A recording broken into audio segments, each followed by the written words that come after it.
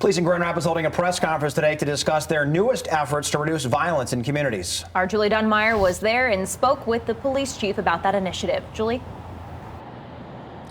Derek and Annie, the press conference was actually moved from Grand Rapids Police Headquarters to here at Kalamazoo and Adams, a neighborhood that has been plagued by this violent crime that we've seen throughout Grand Rapids all summer long. The chief making one thing very clear today, that they're putting more resources in these neighborhoods, but that's for a targeted effort to go ahead and find and catch the people responsible for the violent crime, not necessarily here to make unnecessary traffic stops to go ahead and try to find the problems, but they're rather looking for specific people with violent information in an effort to reduce these crimes.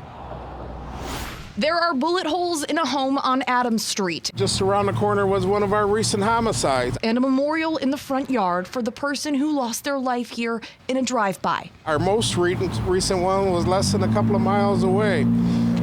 This is a community, this particular neighborhood, the citizens don't deserve that. Enough is enough. Grand Rapids Police saying they're taking a strategic approach to preventing violent crimes, resulting in 47 illegal guns taken off the city's streets in the last 30 days alone.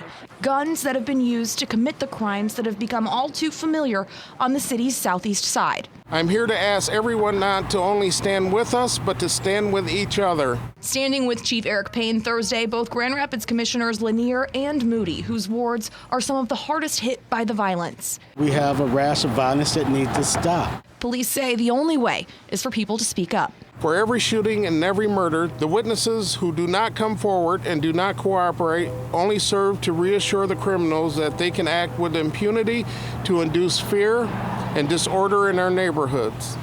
It's time to send the message, no more. The citizens have to play a very important role, and that role is that when they see violence taking place, they need to report it, and then reporting it, they need not to be afraid.